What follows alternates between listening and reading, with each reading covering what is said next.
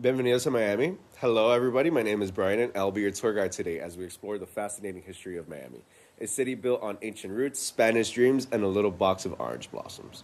So, our history begins not with the settlers, but with the Tequesta people. They were the original caretakers of the land, settling near the largest freshwater source that they called Okeechobee, or what we translate into Big Water. And then they followed the widest river down to the Atlantic. The name of the language that they spoke, Miami, is where our city gets its name. Fast forward to the 16th century, and the Spanish arrived under Juan Ponce de Leon, famously searching for the fountain of youth. He named the territory Florida after the Spanish word for many flowers.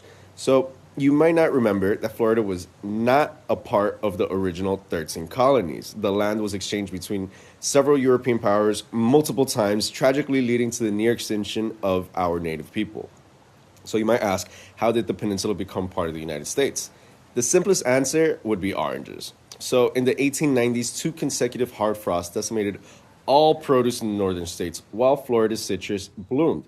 A smart and determined woman named Julia Tuttle seized the opportunity. She sent a box of orange blossoms and crates full of ripe oranges to the railroad tycoon Henry Flagler.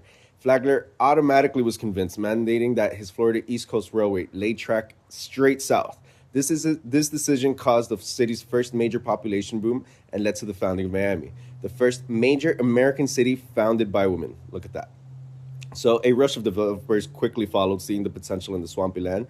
A key player in all this was John Collins, who built the first longest span at the world at the time, connecting mainland Biscayne Bay to what is now known as Miami Beach. Hotels and resorts quickly followed, fueling the city's early wealth. After real estate crashes and the devastating hurricanes in the 1920s, the original bridge was rebuilt several times, evolving to what now we call the beautiful Venetian Causeway. So, while the beach blossomed with hospitality, the inner city, including what now is known as Wynwood and the Garment District, boomed with industry.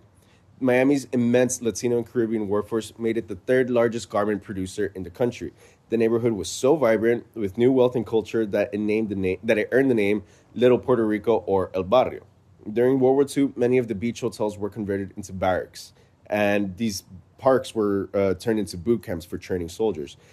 The great time that the soldiers had here prompted a quick return post-war, leading to yet another massive population boom for Miami. Today, while the established Cuban community has moved to Little Havana on Cayocho, which is very different from 8th Street, modern Wynwood has undergone a spectacular creative transformation. All these old abandoned garment warehouses were perfect for a new wave of artists who needed large spaces for galleries, for parties, for any events that they had, and Wynwood became quickly the epicenter for graffiti, a spray paint mecca where works by artists from around the world, and yes, even folks like Banksy, can be found here in Miami. The creative energy was cultivated here by pioneers like the Bakehouse Art Complex, which was established in the 1980s, which provided affordable artist residencies. And thanks to the Wynwood's Art District Association in the early 2000s, with the creation of the Visitor Center and museums, this neighborhood has become one of the most Instagrammable places in the world. So come with me while I show you around the rest of the city.